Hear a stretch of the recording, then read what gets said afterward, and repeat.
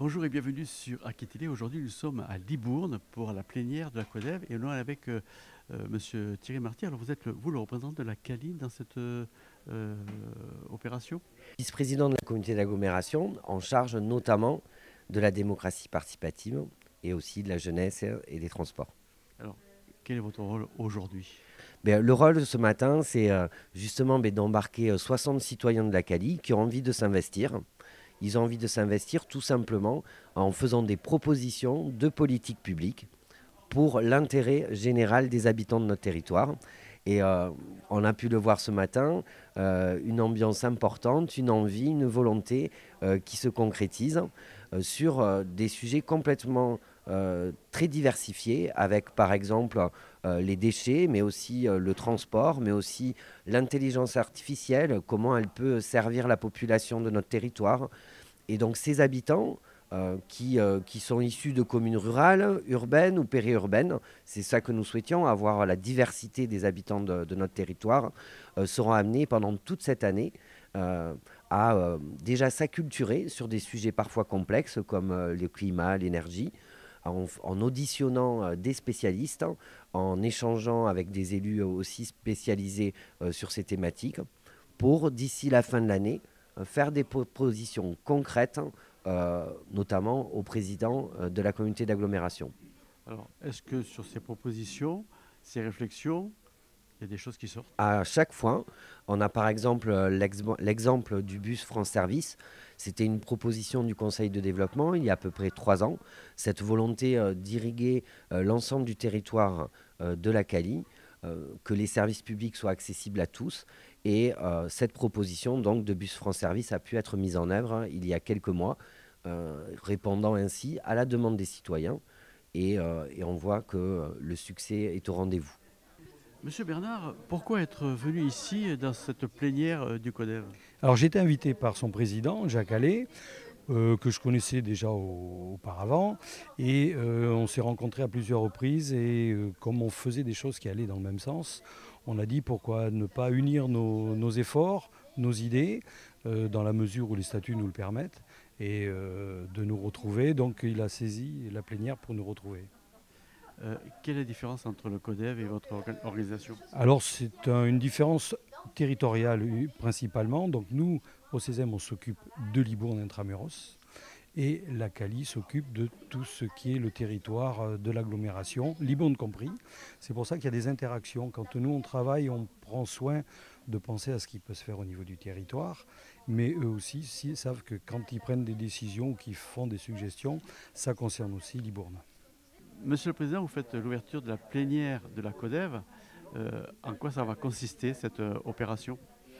Alors donc le conseil de développement de la Cali, qui a été créé le 6 mars 2021 par M. Philippe Bisson et son conseil communautaire, donc se réunit tous les ans en plénière d'ouverture pour définir les sujets que nous allons traiter. Donc après, nous sommes sur la 5e année. Et donc là, nous sommes aujourd'hui en train de réfléchir, en train de choisir pour que dès le mois prochain, nous puissions en forme d'atelier, travailler les 3, 4, peut-être 5 sujets qui vont être choisis. Sur le choix des sujets, il y en a un qui m'interpelle, c'est que l'agriculture et consommation locale, dernière, c'est pas normal. Oui, alors c'est surprenant parce qu'en plus les membres ont changé, tel que le prévoit le règlement de fonctionnement du CODEV. Mais alors, je vais vous rassurer parce que c'est une thématique qui a été travaillée au moins 2 années de suite et encore cette année. Donc du coup, je ne dis pas qu'on en a fait le tour, on n'en a jamais fait le tour, bien sûr. Et on voit les annonces qui sont faites, notamment sur l'arrachage des vignes. Et nous avions déjà travaillé sur comment valoriser ensuite le travail des agriculteurs, parce qu'il va bien falloir utiliser ces parcelles pour autre chose. Donc on a déjà un petit peu travaillé sur ce sujet-là. Mais c'est les citoyens, la démocratie participative, qui porte bien son nom, qui choisit ce thème-là quasiment en dernière position. On ne peut pas tout traiter. On va faire 4 ou 5 thèmes. Notamment, il y aura aussi la saisine du président. La saisine du président tombe sur le climat.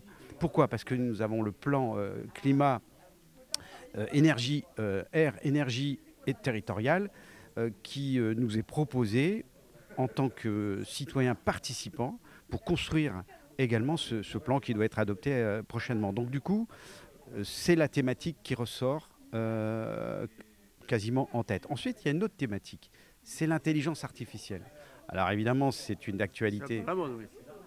Oui, j'ai cru comprendre que c'était à la mode récemment avec certaines déclarations.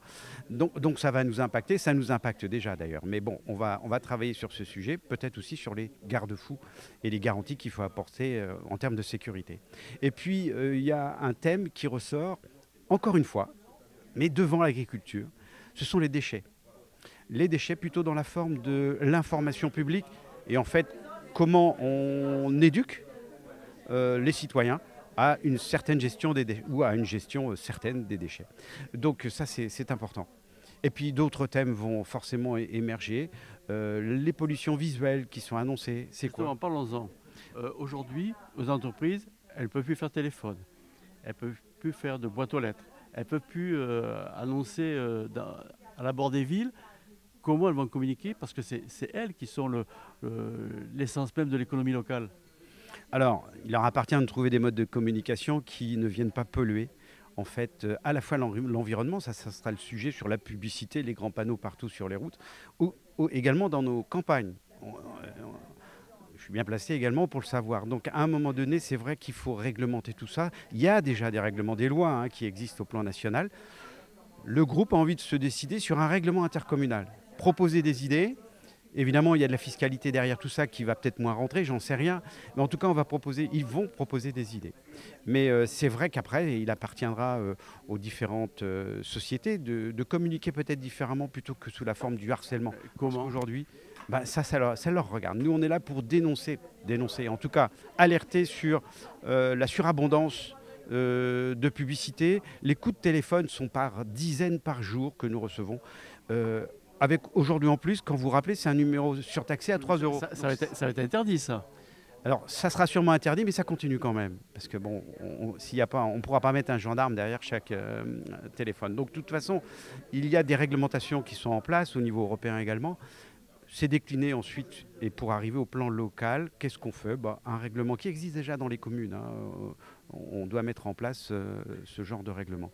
Mais il y a de la pollution, cette pollution visuelle qui vient embarrasser un peu nos fonctionnements et nous inciter à de la surconsommation. Et là, on est dans l'inverse. Il faut peut-être moins consommer si on veut réduire l'impact carbone dans tout un tas de domaines. En général, ceux qui font de la communication visuelle à l'entrée des villes, c'est des petites entreprises. Ce dont on parlait tout à l'heure par le téléphone, c'est des gros groupes, c'est des grosses sociétés qui ont des moyens de faire plein de choses. Là, le petit artisan, le boulanger, comment il va se faire connaître?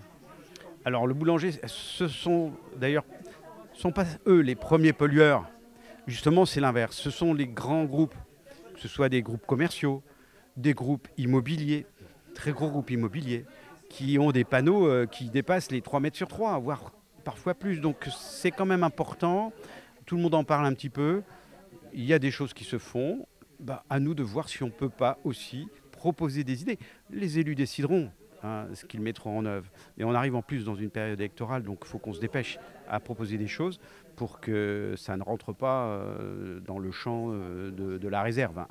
Mais bon, non, ça c'est un vrai sujet. Les citoyens qui sont là ont choisi ce thème aussi.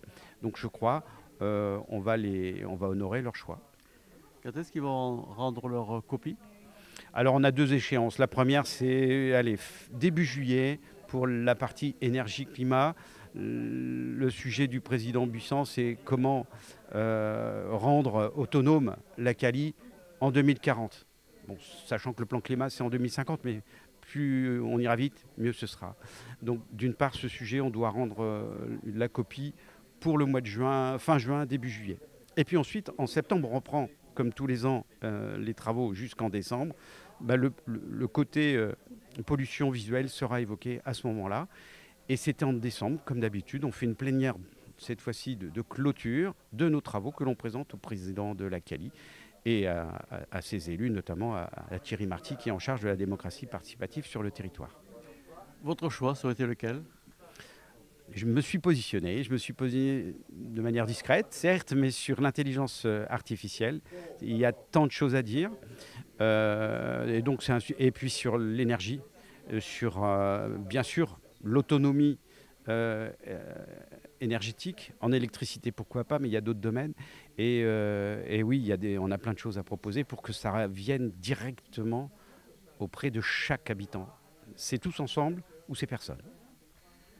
Voilà, donc ici à la plénière de Codève, eh bien, il y a beaucoup de réflexions et moi je vous donne rendez-vous très prochainement sur Télé.